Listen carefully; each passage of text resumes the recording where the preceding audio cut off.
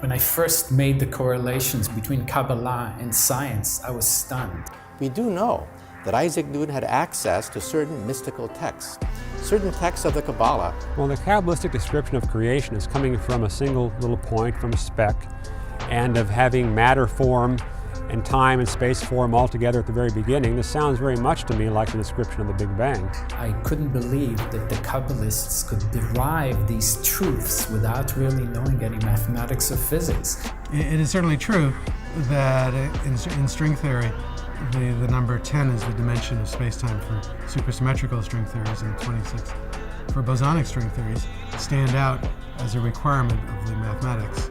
All the things that could destroy string theory, all the things that do destroy every rival theory to string theory, they are all eliminated in precisely 10 and 26 dimensions. These dimensions are magic. We physicists don't know where these dimensions come from. The Zohar says those things. It could have been a lucky guess. I don't know. The Zohar speaks of impure fats and pure fats, and that relates very well to modern medicine's view of the two types of cholesterol. Now you tell me, how come that's the only text with 2,000 years old can have that kind of information so clearly there? They knew things about the universe that took us till now to discover.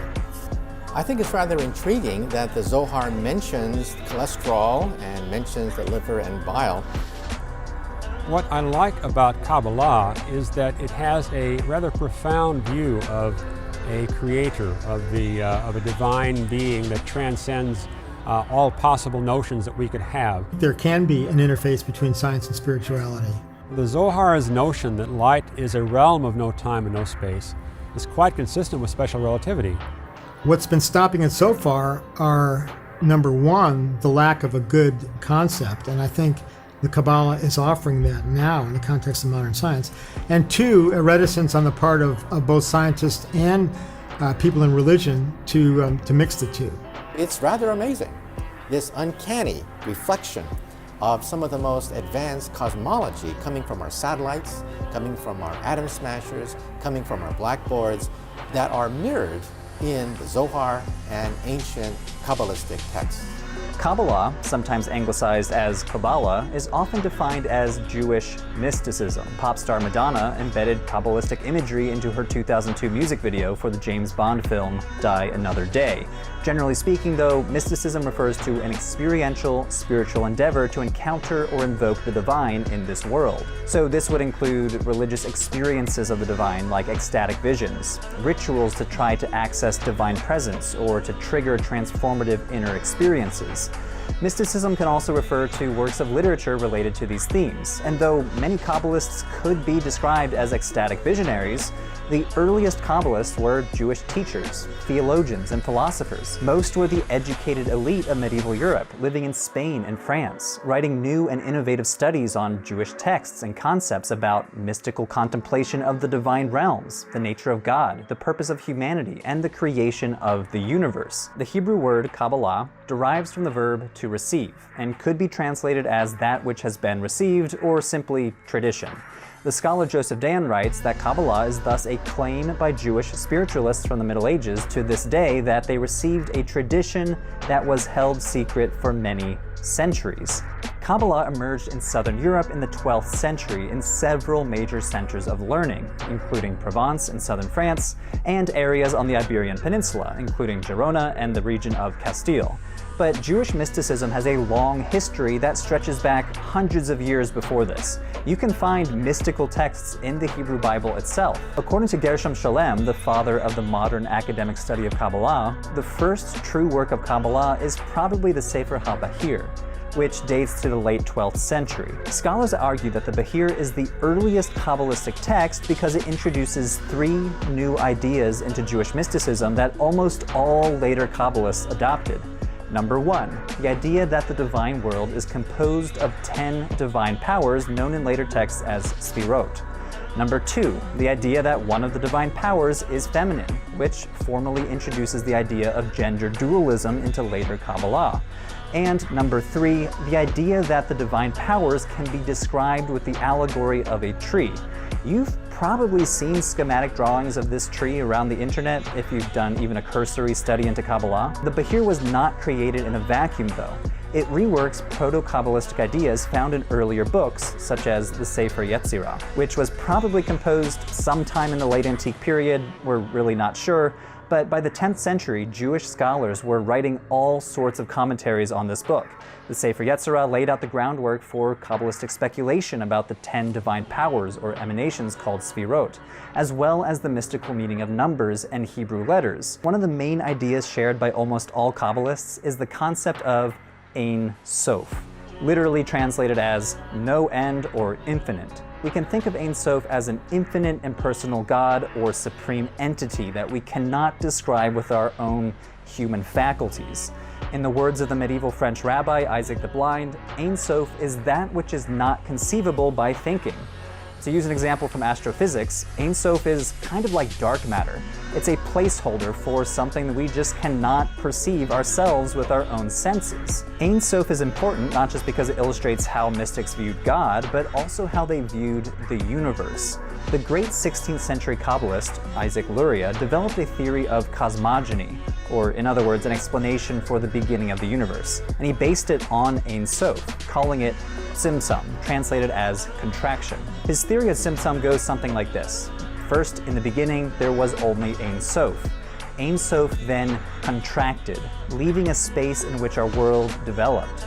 This means that our world only occupies a small portion of the universe. Between Ein Sof and our world, though, there are things called Sfirot, which I mentioned in the earlier discussion about the book Behir.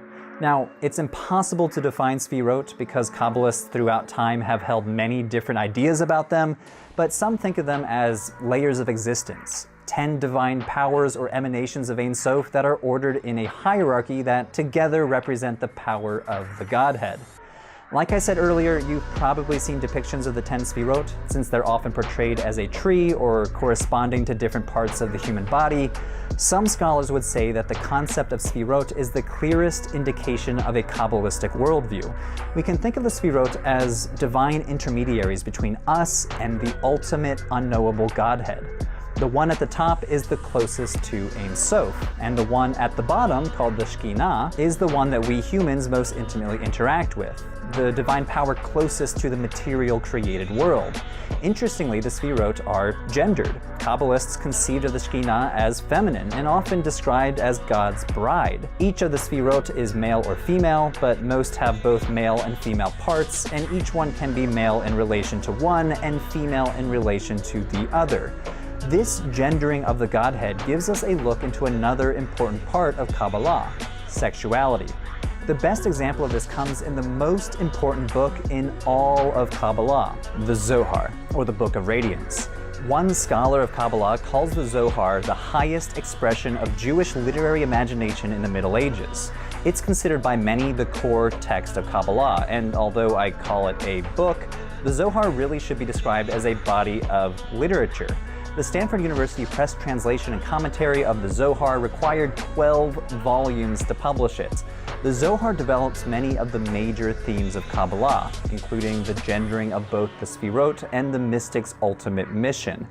The connection between Sfirot becomes erotic. Some are givers, some are receptors, and the mystic's ultimate mission is to initiate an erotic marriage between God and the Shekhinah. Even the search for mystical knowledge becomes sexualized in the Zohar. The Kabbalist peels back layers upon layers of understanding until the most hidden, and therefore most holy, knowledge of the scripture reveals itself. One way to describe this layered approach to the Torah is through an acronym called Pardes, which means orchard. In this acronym, each Hebrew letter stands for a different level of meaning. We won't get into what each letter stands for, but the last letter, Samek, stands for Sod, which means secret. Sod refers to the ultimate esoteric knowledge that every Kabbalist seeks. Kabbalists try to reach Sod through the text, literally.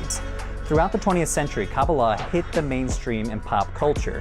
One big neo-Kabbalistic movement is the Kabalah Center in the United States, whose members included celebrities like Madonna, Britney Spears, Ariana Grande, and Ashton Kutcher.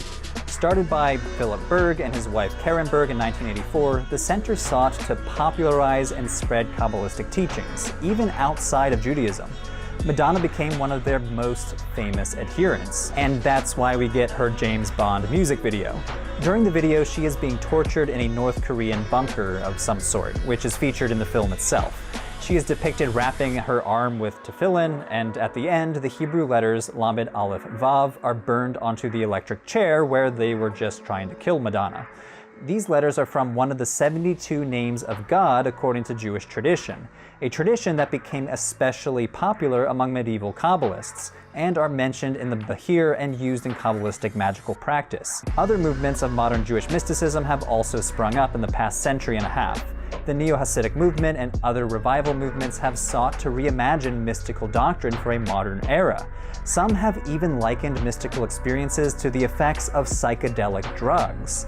The Jewish scholar and leader of Neo-Hasidism, Arthur Green, shared one of his psychedelic experiences in one of his books. As one who tried psychedelics after some years of studying the Kabbalistic and Hasidic masters, I found that the drug-induced experiences confirmed a great deal of what I found in their writings.